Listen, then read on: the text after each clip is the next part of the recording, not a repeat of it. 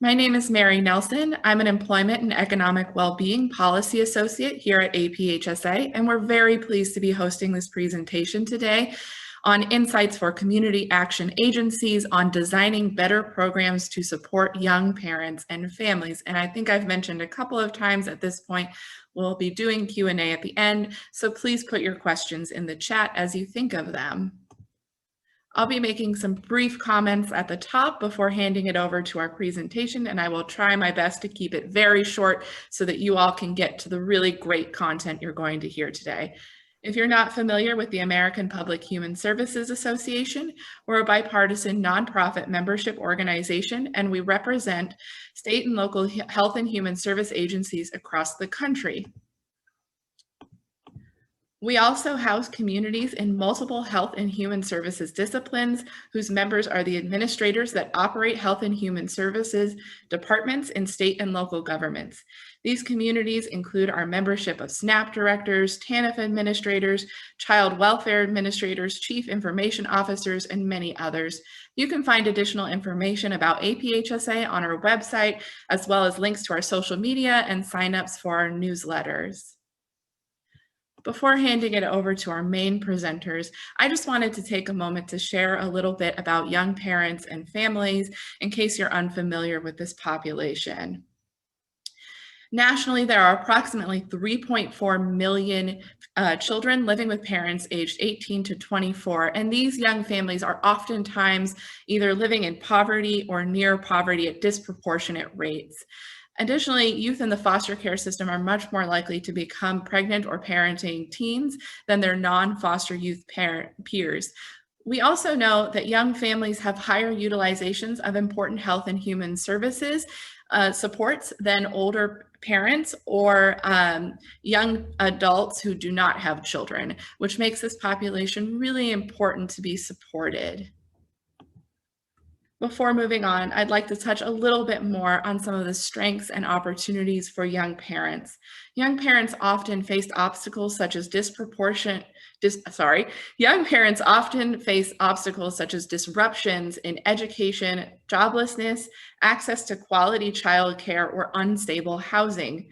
And while they may experience greater obstacles than either their older parents or their childless young adult or other childless young adults, young parents also have the capacity for incredible resilience, creativity, and hope.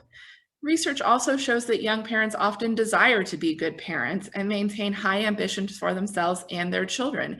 They would like things such as financial independence, quality and affordable housing, good jobs, and secure and healthy environments for their children and families. For young parents and young families, parent and children are both entering a significant developmental time described as two open windows. While a child is rapidly developing from infancy to age 3, forming relationships, learning language, and creating new neural connections, young parents are also developing skills as adolescents that they need to succeed in work, school, and parenting. During this stage, when parents learn, they're able to reinforce what their children are also learning. And this reinforcement really encourages and motivates parents to continue to succeed. This period is a critically important time to offer young families supports and services to help them actualize goals for themselves and their children. With that, I'm going to turn it over to our speakers today, which we are so happy to have with us. Today, we have Tiffany Marley, who is the Vice President of Practice and Transformation with the National Community Action Partnership. We have Layla Bravo, who is the Director of Third Sector, Joelle Stracker, who is the Manager of Third Sector, James Paisley, who is the Executive Director and CEO of the Waccamaw Economic Opportunity Council, and Bradley Phillips, who is the Community Services Specialist and Case Manager at Waccamaw Economic Opportunity Council. And I believe I'm going to be handing it over to Tiffany. Good morning, everyone, and thank you so much, Mary, and to my wonderful colleagues for this opportunity to share with everyone today. And as Mary has mentioned, I am on staff at the National Community Action Partnership, and we serve as the National Association of Local Community Action Agencies all over this country that touch 99% of America's counties. We've been around for quite a long time, really since the early 60s. And as our agencies have sought to connect individuals, families, and communities to opportunity, we have definitely seen the need and have been well positioned in some regards to meet the complex, comprehensive needs of families, and really the origins of that work stream back also to the mid 60s with the creation of Head Start, in which many of our community action agencies at that time facilitated Head Start programs, which really served as a foundation for what it means to engage in what we call the whole family approach, or the two-generation approach. And Mary has wonderfully outlined or named the challenges, as it were, that impact young families. Mary, I'll ask that you advance to the next slide for me, the next couple slides. Let's see. Yeah, one more.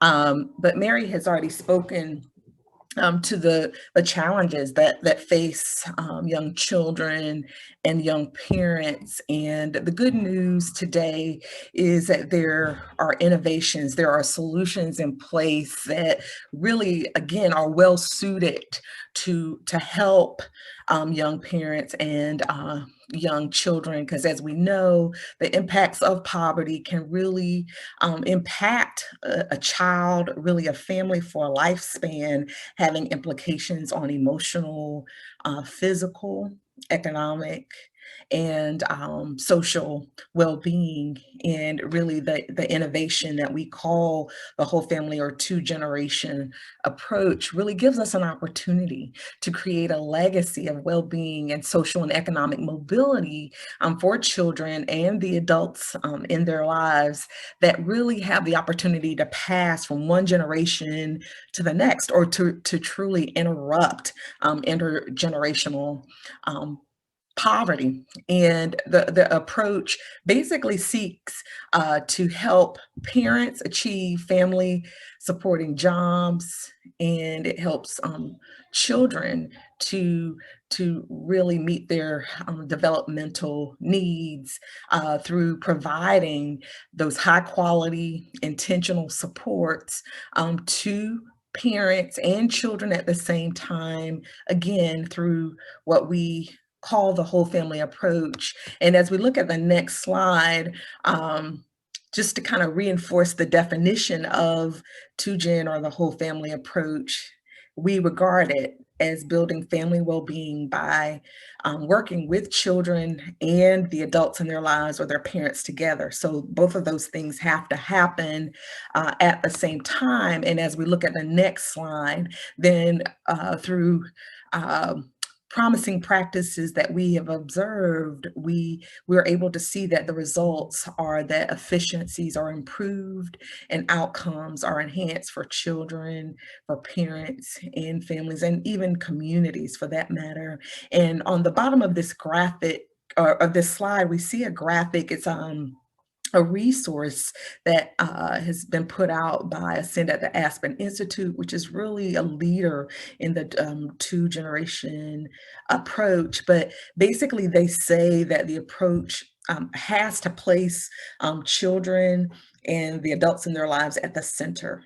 So again, those efforts for parents and children have to happen simultaneously, but organizationally, we have to think about what it means to place their needs at the center of the way that we do business, the way we provide services and provide supports. And historically, some of our organizations have leaned more heavily on the child-focused side. So maybe organizations provide Head Start or early childhood development services with sprinkling of supports for family or for parents. And then the other side of that spectrum is programs that have maybe focused more so on parents, maybe related to workforce supports, and only offered sprinklings of supports for children. But really, as we think about this concept of the two-generation or whole family approach, it's really about intensively, comprehensively meeting the needs of the children and the adults in their lives at a high quality,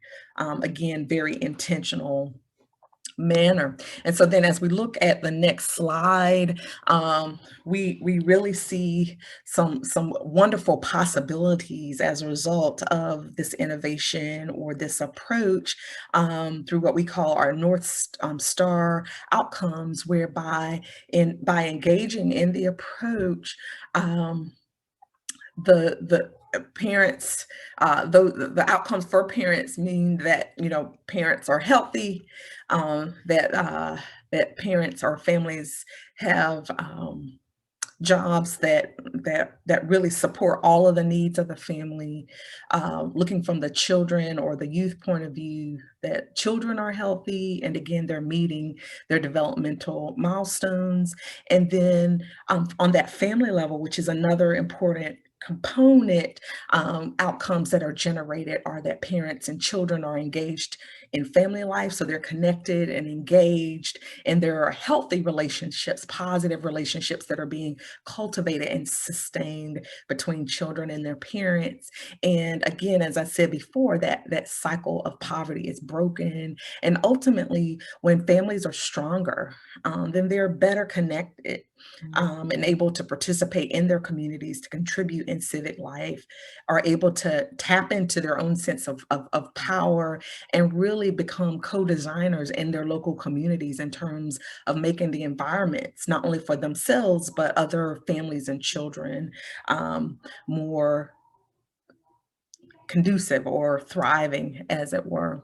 And so then as we look at the next slide, there are also opportunities for those systems or environments that get influenced. And so some of those North Star outcomes related to systems is, especially for those of us who work in the human services field, there's more of a fluidity or opportunity for funding streams to be blended and braided to maximize outcomes.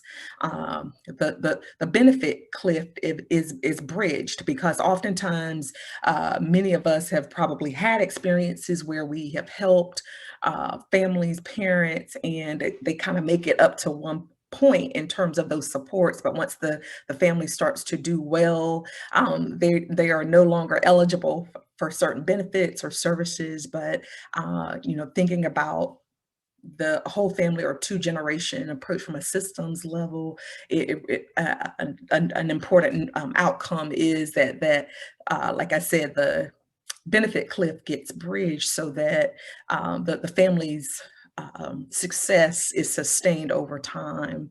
And then in that process, another important outcome is that there are continued innovations in terms of service provision. And so as we think about the various ways that we meet the needs of families, more and more insights and creativity comes into play that really allow for that customized way of meeting the needs of families, and again, to do so in a sustained manner.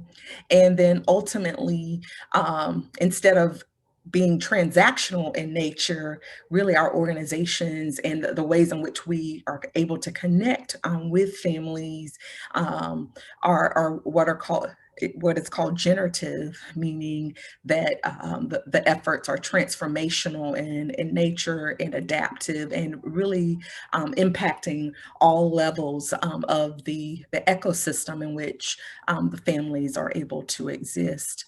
And so why a whole family approach? As we look at the next slide, one, there are just promising practices or important insights that suggest that as the whole family approach or the two-generation approach is engaged, it has positive impact on the brains the brain development of young children. And so as we think about like all of the toxicity that comes into play when a child is in poverty or has those adverse early childhood experiences, by engaging in those positive interventions for children through the 2-generation or whole family approach, those have an opportunity to be interrupted. And so instead of those negative impacts over a lifespan, then the potential of a child's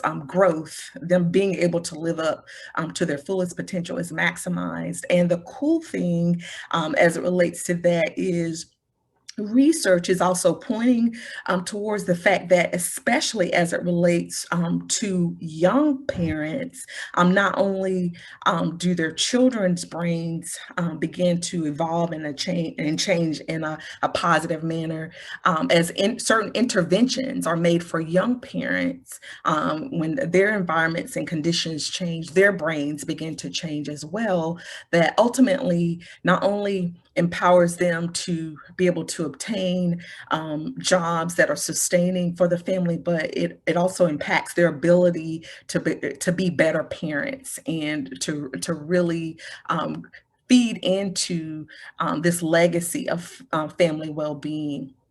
And so as we look at the next slide, actually we'll go to the slide after that, what we see on the screen is a theory of change of the 2-generation or whole family approach as expressed by Ascend at the Aspen Institute.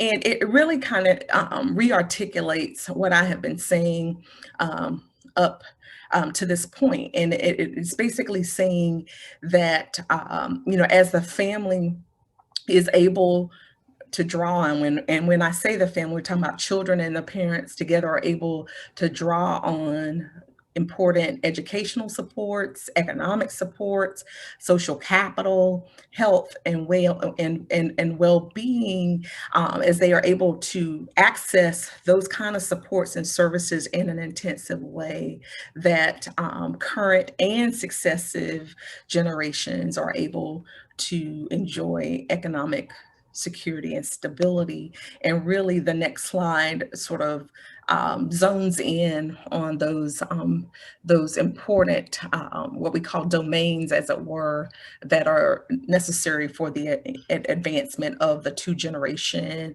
or whole family approach. And so then very quickly, what I will emphasize is that the 2-generation or whole family approach, it really, as I said earlier, centers on families. And the important thing is that families are seen as experts or co-designers. It is integrated in nature. So the services that are provided are integrated and comprehensive. They are aligned, they are high quality, they are intensive on all levels. And really the intention is to remove barriers so that parents and children have access and are able to really go deep in terms of those supports that are needed to move them forward. And as we think about the way that the services are provided, coaching is important. And so again, it sort of taps into the family's sense of power in terms of being the experts and understanding what their solutions need to be, but having that support to actually achieve those. And the importance of partnering or partnerships. And so as within the agency, there's an attempt to de-silo programs so that various services and programs are working together, but also that that organization is tapping in to those external partnerships and collaborations that really help to move the family forward. The other thing that is important, and I want to give some quick emphasis to, is the center that the whole family approach really centers in equity, particularly racial equity. And that's extremely important because children of color in our society are a growing majority. So it is indicated that by the year 2043, that children of color will be the majority of our population. And so that has implication for the demographic of families. And so as we think about meeting the needs of families of color, recognizing that there are unique needs, that as we think about the whole family approach, we should take into consideration to ensure that everyone can move forward and access opportunity. And then the other is measuring those child, parent, and family outcomes. And so as the agency or organization engages in services that touch on parents, children, and families, to also look at the trends of the outcomes and to allow that to inform the way that services are met. And so looking at and I didn't tell Mary to advance the slide on that, but I'll just let you kind of move forward through those to this next slide. Accelerating the whole family approach, again, accelerates social and economic mobility. Achieving this vision will require accelerating social and economic mobility beyond anything that we have done before. And it really requires deeper engagement with families. On the slide that is currently showing, it really kind of highlights some of the cohorts that the Community Action Partnership has engaged with to work with community action agencies, in some case, some non-community action agencies, to advance the whole family or two-generation approach. So those initiatives have included the Rural Impact Initiative. We facilitated a integrated services or a bundled services learning community group, and several whole family approach learning community groups or communities of practice. Some of those, if you look at the next slide, that have also been state-based, as you can see there. So one that I'll highlight is at this time, we're working closely with the state of Virginia to facilitate a cohort of community action agencies who are able to utilize TANF dollars. And so in conclusion, important innovation, and there are many opportunities for agencies to tap in to needed technical assistance to go deeper in this work. And I'm excited to hand off to my colleague at Third Sector, who is going to talk about the particular initiative that they have engaged in this space. Thank you. Great. Thank you so much, Tiffany. And many thanks to you and NCAP for your partnership on this event, and to APHSA for hosting today's session. I'll just let the audience know I have 3 quick slides just to get through before I can turn it over to the Waccamaw team to tell their story. But just briefly, for those who don't know, Third Sector, we're a nonprofit that provides technical assistance to state, county, and community agencies to implement systems change by linking public funding to the achievement of meaningful outcomes. We work with dozens of partners across the US to help them better use data to design, implement, and improve programs, facilitate stakeholder engagement efforts to include provider, community, and client voices in service planning and evaluation efforts, and help bridge silos and strengthen alignment between public agencies and other organizations serving the same populations. Next slide, please, Mary. So just briefly, some context on our cohort. Last year, Third Sector began a cohort in the Southeast region focused specifically on improving economic and well-being outcomes for young parent families. The effort is focused on developing customized programs, targeted policies, and aligning systems across human services and workforce agencies to address common obstacles young parents face in achieving goals for themselves and their children.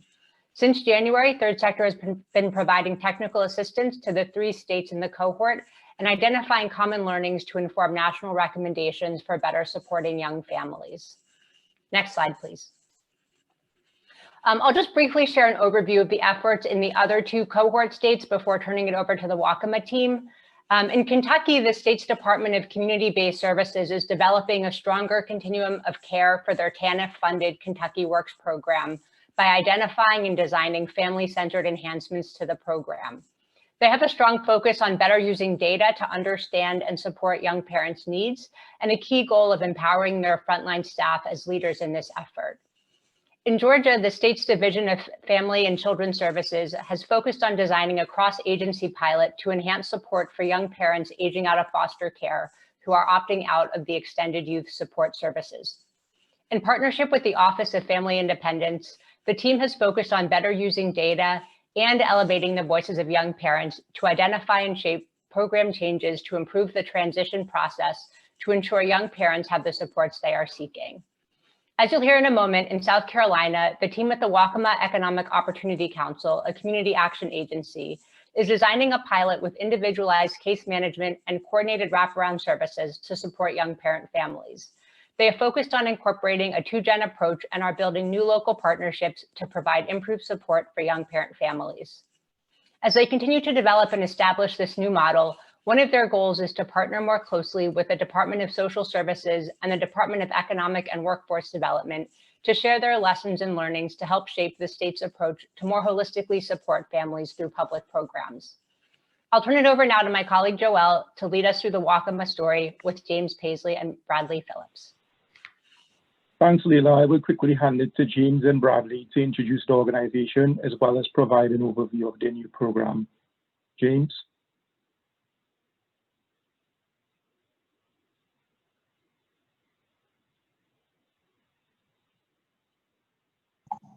Unmute, Mr. Paisley.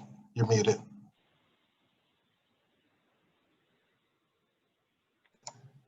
Good evening. Good evening. It's indeed a pleasure to be on this panel sponsored by Third Sector and with APHSA.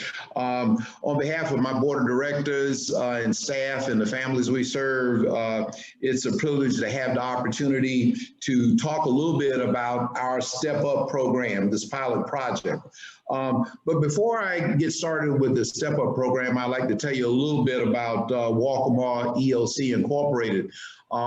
We're the community action agency serving Williamsburg, Horry, and Georgetown County in the northeastern portion of South Carolina. Everybody knows Horry County because of Myrtle Beach and the Grand Strand. Williamsburg County is barbecue capital of the world, and Georgetown County is just low country cuisine and easy living. So this is the part of the country that we're in.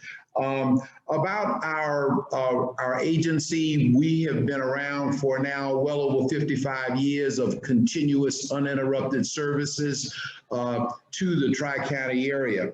Over the past 55 years, looking at our accounting records, and this is just federal dollars, we've put back in terms of investment into the community more than $250 million, having an economic impact of about $1.25 billion. So our programs and services have been impactful for that Tri-County area. One of our goals is to improve lives and empower communities, and that's what we feel that we're doing with this particular project. Now, a little bit about the Step Up project. We are interested in serving young adults ages 17 to 21 in this project. And we feel that our program, the CAP agency, is uniquely positioned in order to do this.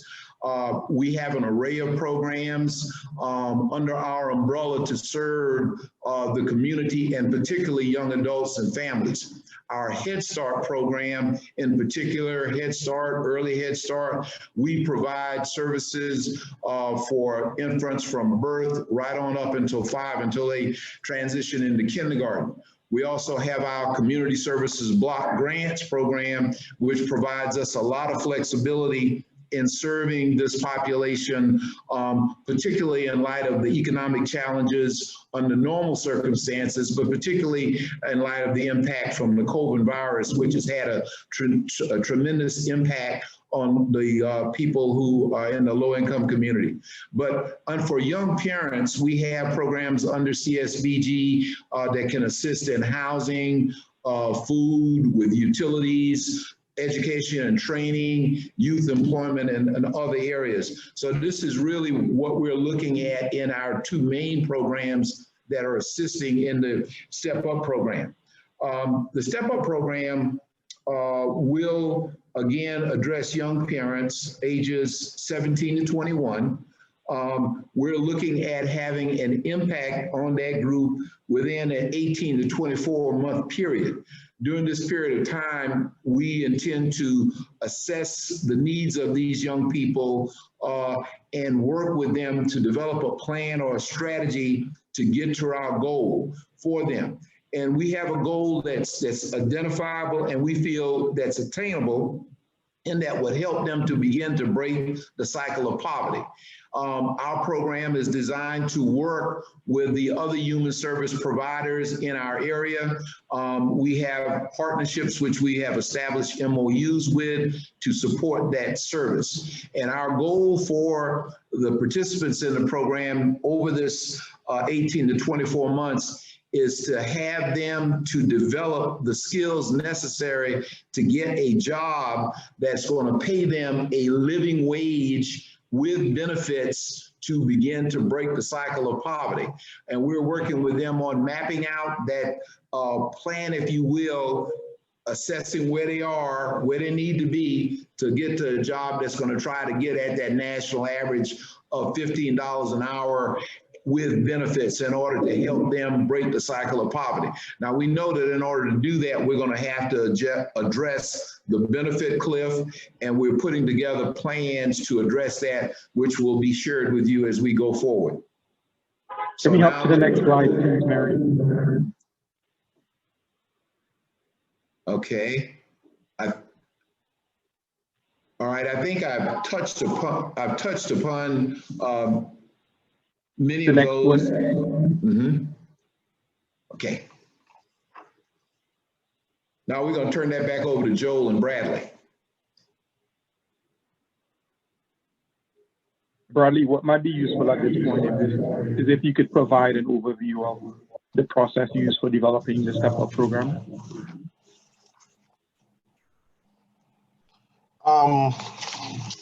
Paisley touched on a lot of it. On the process used for developing our program was we partnership with third sector, and we looked at the data that our young families and young parents, foster kids aging out of foster care, taking that 2-gen approach, were actually at risk for ending up in poverty and ending up on programs. So having a look at that data, look at what we already do, and see how we can better support our participants, we came up with Step Up, which will give a one-door approach for the customers to come through and obtain all the services that their family may need.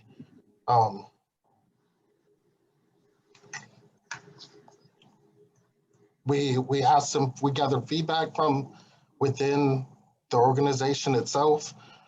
We talked to our frontline workers, managers, program managers, and executive directors. Our partnerships, we went back and strengthened our partnerships with like WEOC, Save Father's Place, just to give an example, to find out what the best way to make this approach and actually assist the participants. We are establishing our MOUs, strengthening those partnerships, and we'll be ready to launch early next year. Next slide.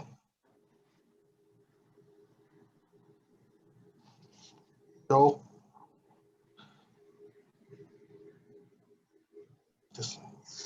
You're muted. Joel, you're muted.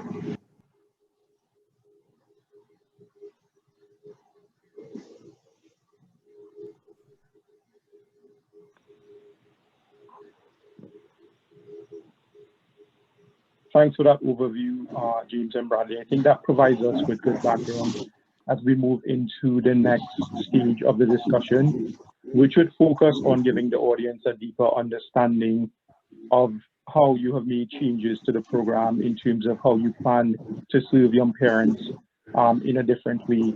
And to do so, we would look at 5 themes, basically looking at evidence-based practices, case management, wraparound services, program evaluation, and young parent and provider engagement.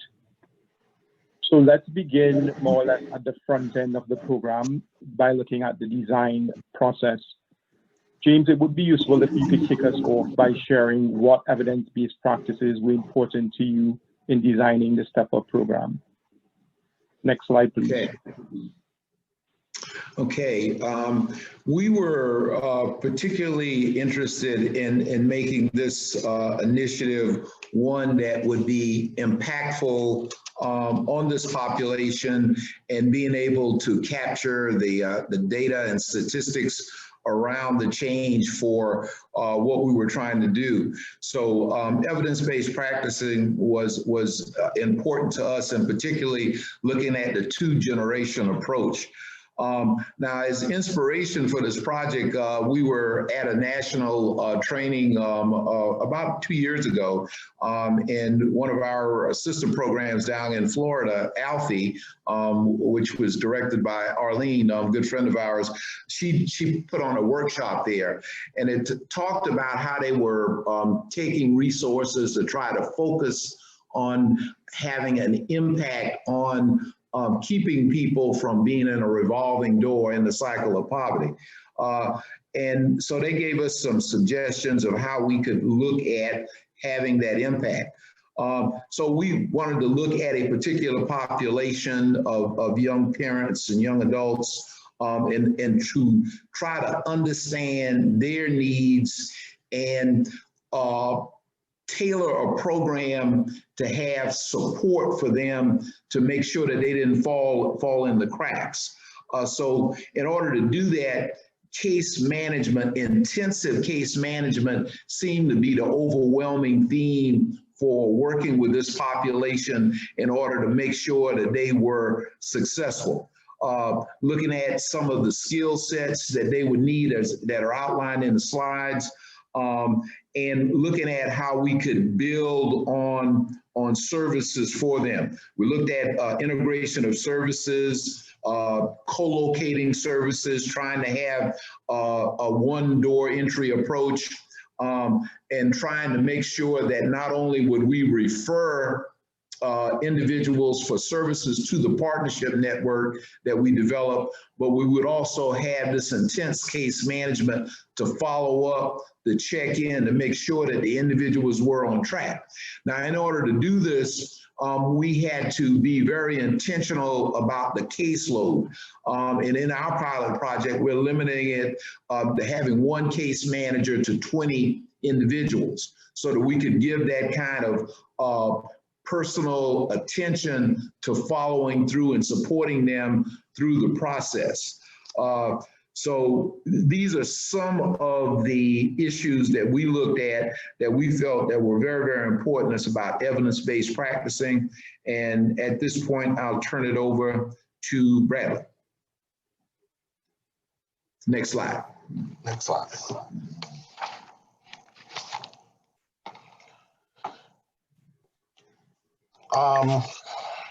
The differences in, let's share some examples of how case management will differ in this program. Like Mr. Paisley was touching on, that intense case management is key to the success of this program, and having that individualized case management approach where we sit down with the client, 3 of us, case manager, my supervisor, and another helpful case manager in their region, because we're over the 3 counties. So we need somebody in that county and someone also to be able to move. And we want those 3 people to follow them through their journey. We don't want to change people in the middle of the program, so we can build that trust. That trust is going to be really key to their success. And that's what we're looking for. Whereas in the past, because CAAs are intense and they have a lot of, we already have a lot of work to do and we're already running a lot of programs, it's hard to build that one-on-one relationship with a client when they come through the door. And mostly once they come through the door, they come in crisis mode. They're upset, something has happened, they're heightened emotions, and they're not thinking about tomorrow. They're only thinking about today. My lights are shut off, I'm getting evicted, things of that nature. So what we want to do is go ahead and help right then and there on whatever that crisis is, and continue to work with that young person and their children to see, well, what about tomorrow? What's going to stop this from happening next month? What are our plans? How can we see a better day?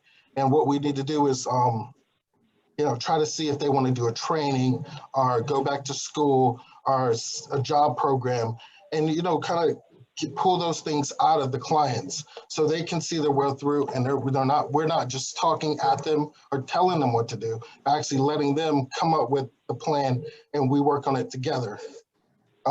That's the way I see that things are different. And one of the things that I would add to that support, Bradley, is that in designing the program, we were particularly important about the input from the applicants, and also with recognizing what they bring to the table. We talk a lot about asset mapping in the community of resources, but we also did asset mapping. What did they bring? What could we build on? And how could we help them identify a career path in terms of opportunities that we could support them on getting the necessary skills and prerequisites to get that job that was going to begin to pay them enough where they could break that cycle of poverty. Thanks, James and Bradley. And I double click on case management. So we know that the case manager plays a central role in connecting young parents to wraparound services that support the whole family needs. Can you now speak to, in the next question, how your organization is improving wraparound supports for young parents through this program? Again, just by providing that whole family support and the 2-gen approach. To touch on what Tiffany was saying, how important that is that the family learns together, the child and parent, and they're able to focus. 3 key things that we are going to do differently, starting with those needs assessments and that intense case management, building that individualized service plan. Improving our coordination with our external program, our internal programs. Here at Waccamaw, we have Head Start, we have weatherization, we have CSBG program, we have CSBG, and under CSBG, we have those housing, education, what else? Oh God. Nutrition, health. So, yeah, I'm sorry. So what we want to do firstly is make sure that customer coming through the door can take advantage of all the programs we have right here at Waccamaw first, and then get with our partners, be able to get our partners on the phone, call them on a first name basis and schedule that appointment for what's the next steps for that customer. So we pretty much have that client enveloped in a team of people that are working towards their success. In developing our network of partners, we looked at all of the providers who had in their mission to work with this population of young adults. And we wanted to leverage their strengths. We didn't want to reinvent the wheel, but we wanted to have a seamless coordination of services. There are a number of services out there, but many times young people in the midst of their struggle trying to survive, if nobody can tell them or point them in the right direction, they oftentimes don't take advantage of the available services.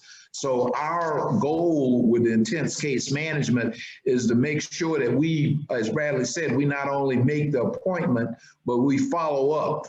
We work with that intake person to make sure that this person is receiving the services, and we will follow up with that individual to make sure that they are doing what's necessary to continue to advance and to not have them making the same mistake that got them in that situation. And as they progress towards the goal, making plans of how we're going to deal with that benefit cliff when it arises, developing strategies. So it is a seamless plan of support so they don't stumble, or to prevent them from falling so far that they cannot recover and get back on the path. I think what would be useful here is if we could spend a bit more time on thinking through how you're forging stronger connections with external programs, as well as potentially the state for critical data. So if we could begin with your sort of approach to building on what you've already said, identifying appropriate partners to develop that community of partners, which the program sees as important for supporting the holistic needs of the whole family. So how did you go about shortlisting partners? If you could speak to some of the criteria that was used, and then separately, if you could help us to understand how you're using data in this process and potentially connecting with the state. First of all, that asset map Mr. Paisley spoke on, that is necessary for us to chart and map out what programs are in the areas around our young parents that they can access. Then once we have those identified, we go and meet with those partners, our potential partners, and lay out what our program is about, and what's the best way that it's going to benefit them and what they can do. We don't want to ask our partners to do anything they don't do. So say we got DSS and they help with foster care. We're not going to ask them to, do something out of the scope of what they already do. We want our partners to also meet their numbers. So it's a benefit for them to partner with us on this. So we want to continue to follow the data on these programs and reevaluate all throughout the program and share those with our partners. So just like we have our focus groups with our young parents, we have our focus group with our partners. And Bradley is exactly right. For example, WEOC, the workforce group, they have programs that will deal with the same population of folks, and they can provide. They have job developers to help find jobs. It could be a matter of needing housing, needing transportation. So we coordinate those services so that those programs can get their numbers in terms of service provided, and we can get our numbers in terms of service provided. But the goal is not to just look at getting your numbers, but also to advance the progress of these individuals so that they can become stable. We're moving to have them reach stability towards self-sufficiency to begin to break that cycle of poverty. That is the goal. So whatever we can do to keep their forward movement toward being able not to be fully dependent on the system, and to give them those incremental goals. So it's important to show our partners how working with this group helps them to further their mission. So we, in that asset inventory and how their programs affect this population is key. So I don't want to give anybody the impression that this happens overnight. It's a matter of working with your community partners, getting them to buy into this approach, because if we are successful with this approach, then it helps everybody to advance their mission. But more importantly, for each person that we get to break that cycle of poverty, that's a significant savings to the federal government, as well as getting another individual who's going to have pride and confidence in themselves and be able to begin to navigate the system we call the American dream. All right, awesome. And all of this is being done through MOUs? Yes, correct. Yeah, we work with the individual partners to look at their strengths and what they can provide, and that's what's included in the MOU. We talk about what we're going to do, what they're going to do, and these MOUs are made between the organizations and not individuals. All right, so I'm hearing a number of things in terms of how you formulate a community of partners. So you think about who operates within your geography, who you have prior relationships with, who is serving aligned populations, as well as intending to achieve aligned outcomes, as well as who has strong programs and are willing to formulate relationships. Is that correct? Is there anything else to add? Oh, that's correct. That's a good summary, Joe. All right, awesome. So next we could shift the conversation along to the next slide and to an issue that's particularly topical for community action agencies. This question is about ROMA, which is central to your work. It allows you to measure success. So bringing it back to Mr. Paisley, can you share a bit about how did ROMA support and how would it continue to support? How did ROMA support the program design and how would it continue to support the evaluation process as you move forward to implementation? Well, ROMA is a key tool in community action programs, particularly with CSBG, for outlining programs, their objectives, evaluation, and assessment.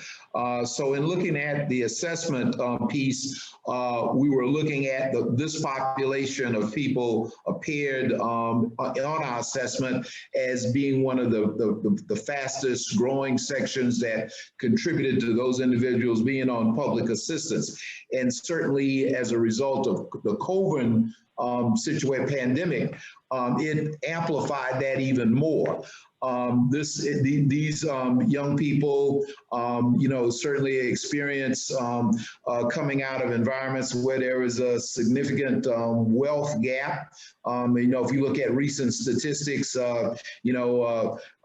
Black families coming out are 8 times, white families are 8 times more wealthier than Black families and 5 times more wealthier than Hispanic families. And in this environment, it has been exacerbated with COVID and being more impacted by the virus. These groups make up the largest portion of the people who are being infected and dying from the COVID pandemic, because these individuals must go to work because of their economic conditions, it's sort of exacerbated by the wealth gap.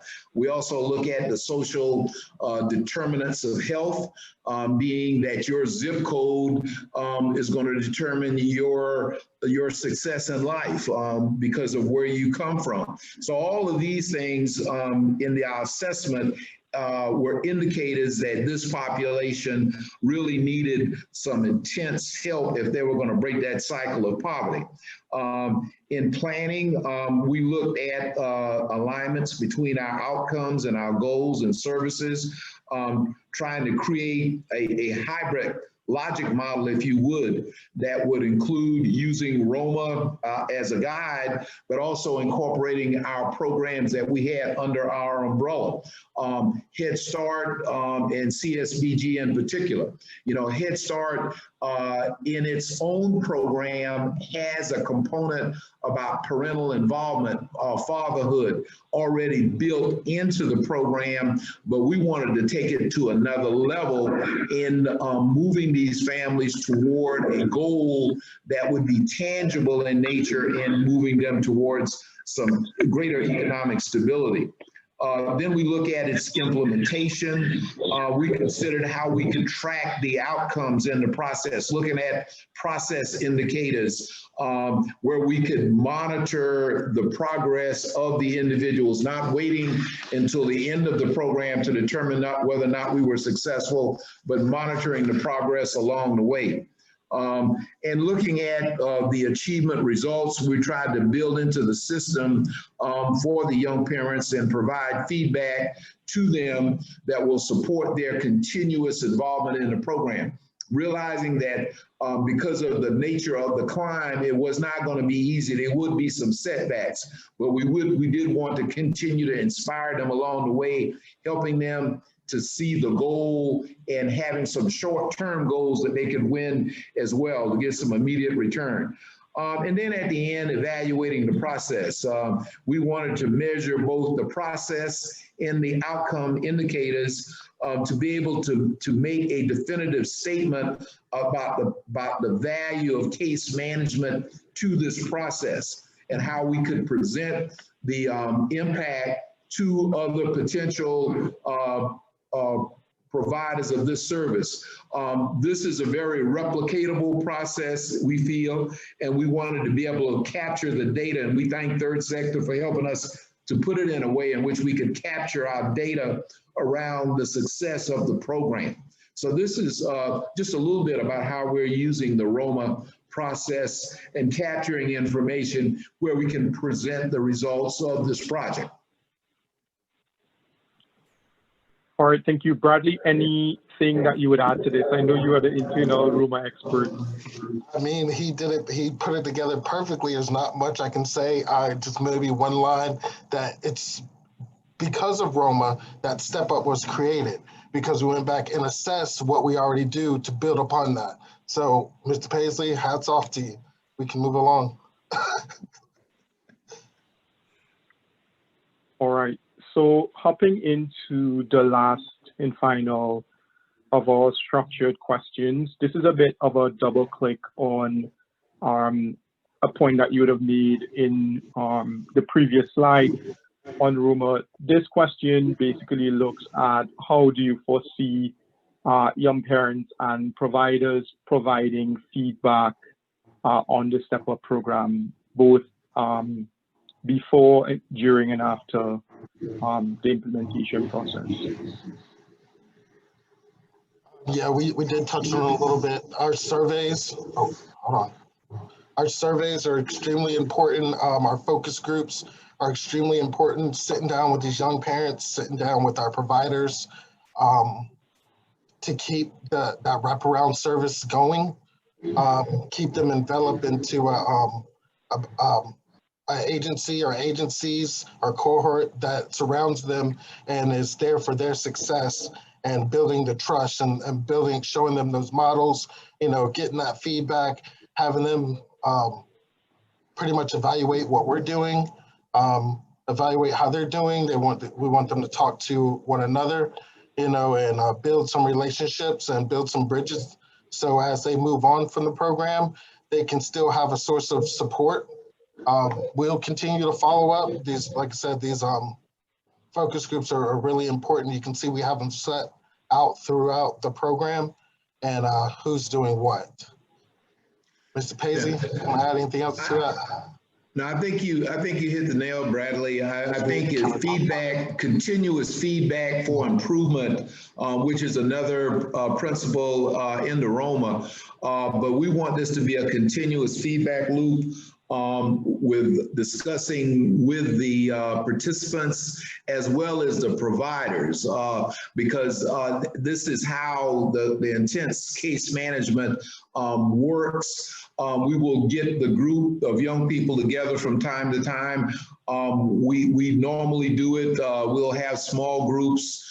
Usually do it around a meal, a supper, a potluck supper or whatever. We used to do it like that before COVID. Now we're gonna have to adjust a little bit, but we'll have some means by getting them together, and we will probably have to make more use of the medium like we're using now, Zoom, for the time being. But as quickly as we can get them back face to face, it's always better that way. But the point is to get a true and accurate assessment or feedback from them about how well is it going, because if it doesn't work well for them, if they don't feel it's genuine, if they don't buy into it, it's not going to work. So we really want their buy-in, because they're actually for all practical purposes entering into a contract with us. We outline what they're going to do, we tell them what we're going to do, and we expect for these things to be taking place. So we want to check in with that focus group with them to make sure that we're being true to fidelity in our program.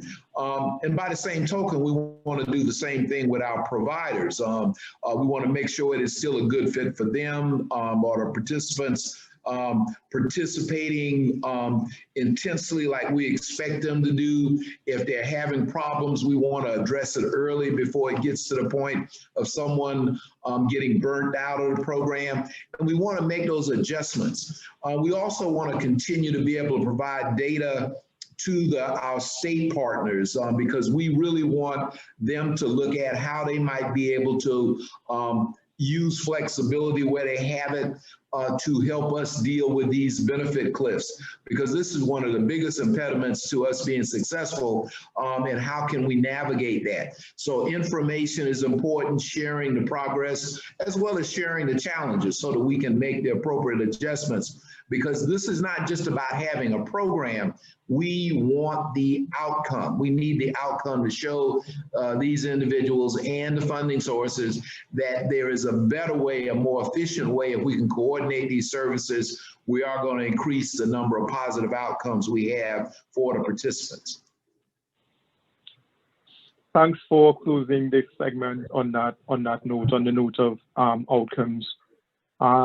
I am going to hand it back to Mary to facilitate some open question and answer.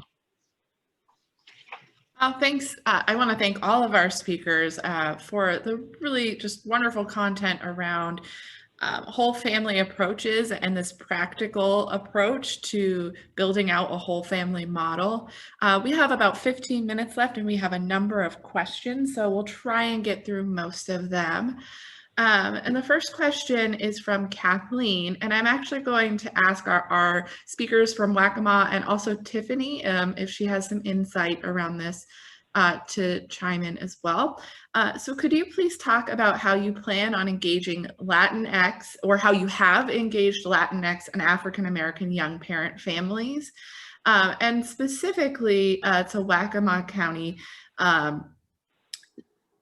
We would like to hear you talk about the racial demographics of the families you are currently serving and the racial diversity in your staff. Okay, I'll go first. In terms of our racial diversity and our staff, we are probably, I would say, 75% African American, probably another 20%, Caucasian, and about 5% Hispanic. We don't have a large Hispanic population in our area. It is increasing. How we are addressing that, we have family service workers who are Latinx, and we have a significant representation in our Head Start program, and with parents and children in that program. And those are the individuals who are in the program at this point. In our county, the county areas that we're in, Williamsburg County is about 70% African American. Georgetown County is about 50% African American, and Horry County is about 25% African American. So I'll turn it over to Tiffany. So Tiffany, maybe if you could speak to how do you serve, what strategies are available to serving diverse populations? Sure. I would say that there are several considerations to hold in mind. And, as we think about engaging families and engaging them as experts and really keeping their voice at the center, the Waccamaw team alluded to it, with their focus groups and, keeping the conversation going even in that community assessment process.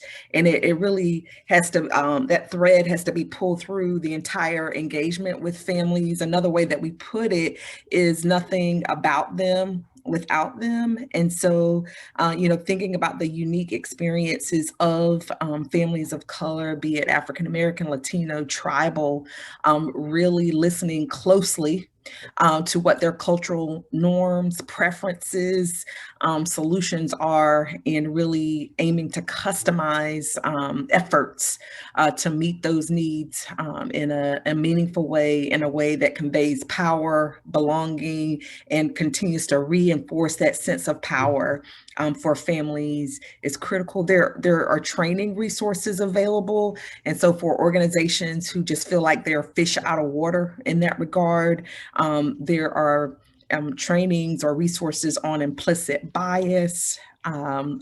Coming soon, Race Forward is putting on a conference called Facing Race, but there are lots of resources that aim to instill what we call cultural humility, cultural competency that is important. And also, as the team has already specified, thinking about the organizational configuration, so staff for families, just ensuring that the staff is representative of the customers being served helps to kind of reinforce that sense of connectivity and values for families along the way in the process. Thank you. Thank you both so much. And Tiffany, I love that you use the word power. We hear so much when we're talking about equity and economic mobility, that there has to be an element of agency there. So I love that word. This question is for our Waccamaw folks as well. How are you tracking and coordinating, and this question comes from Karen, how are you tracking and coordinating youth success? What databases are you using in order to keep track of everything?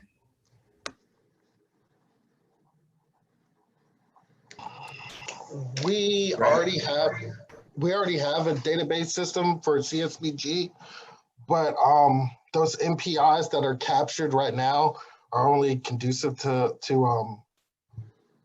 CSBG. It's called DBA. That's what the state allows us to use right now.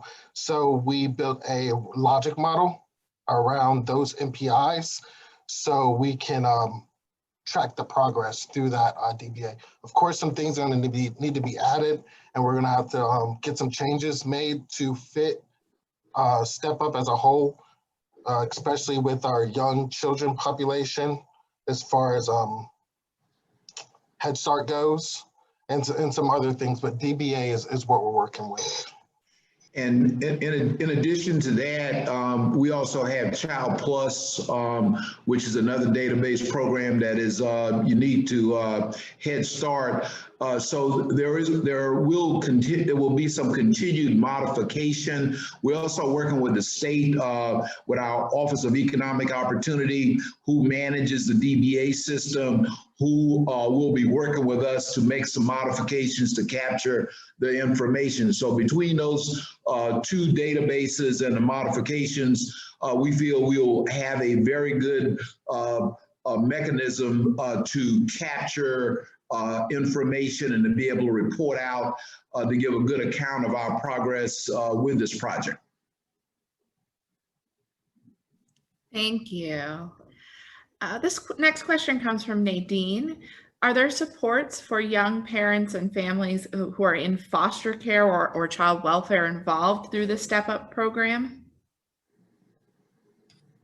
Yes, that is one of our initiatives, is to work with DSS, work with our partnerships and catch those foster children that are aging out of foster care who are young parents.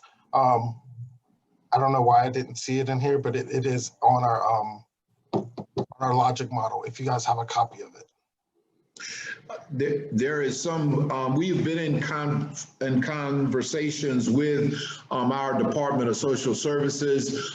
They've been very cooperative thus far, but there are some issues around confidentiality that we're still working out. But there are at least two major periods within a child being in the program in which they sit down and begin to develop a strategy.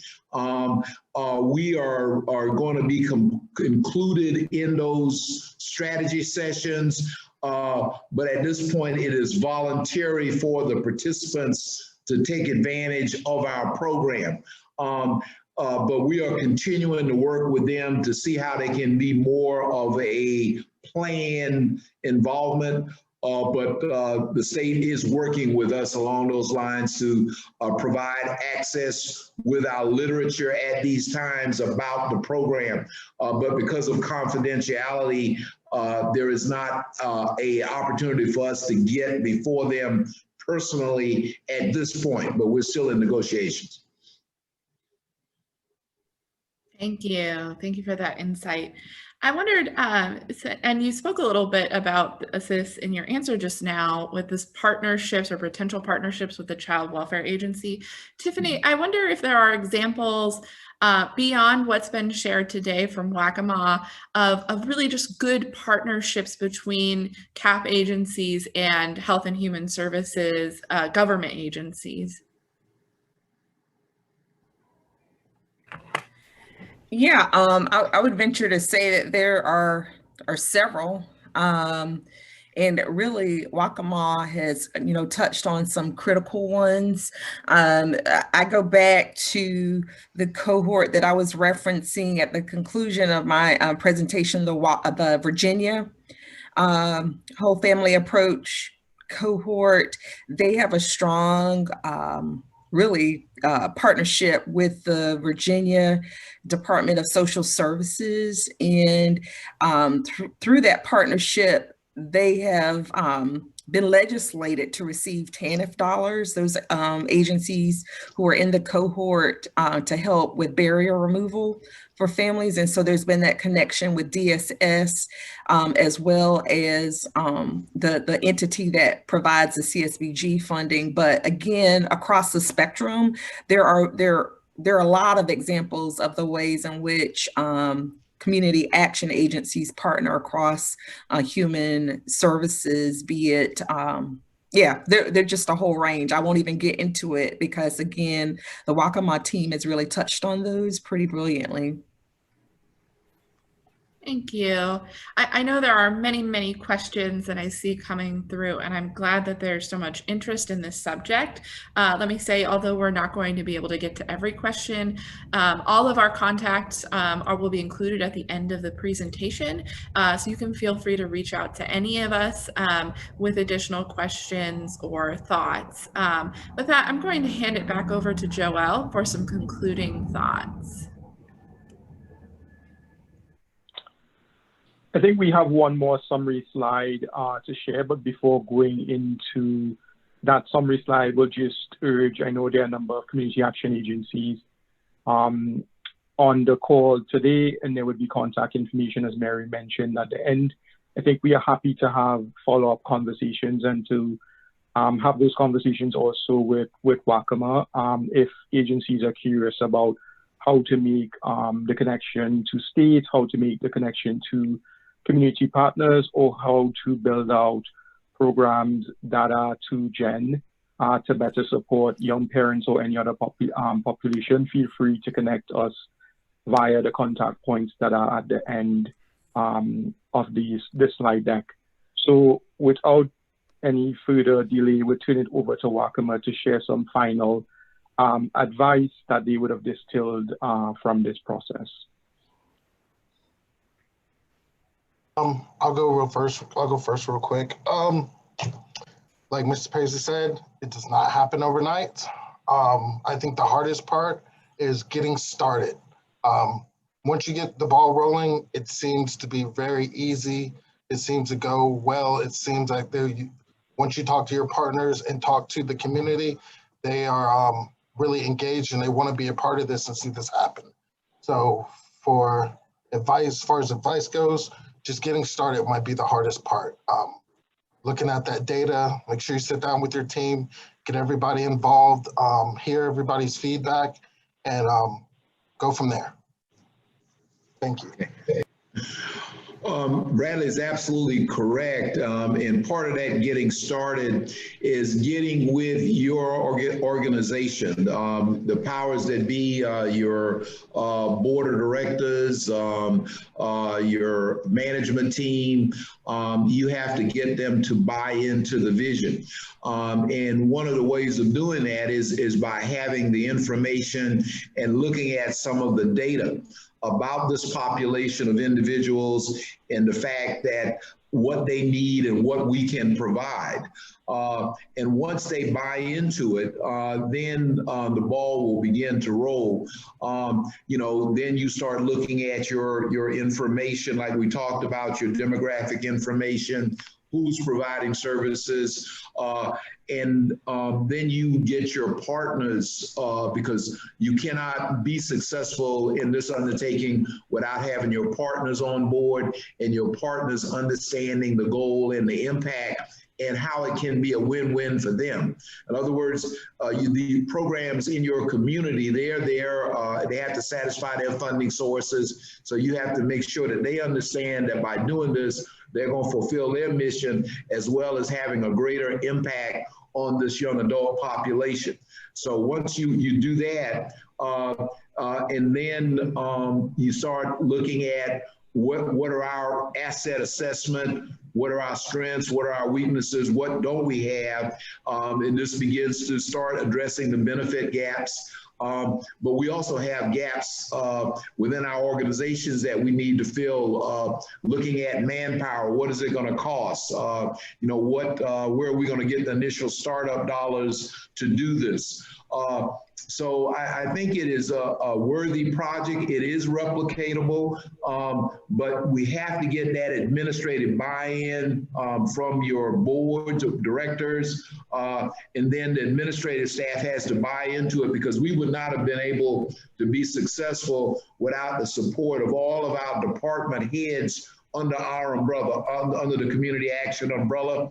All of the department heads contributed to putting this program together.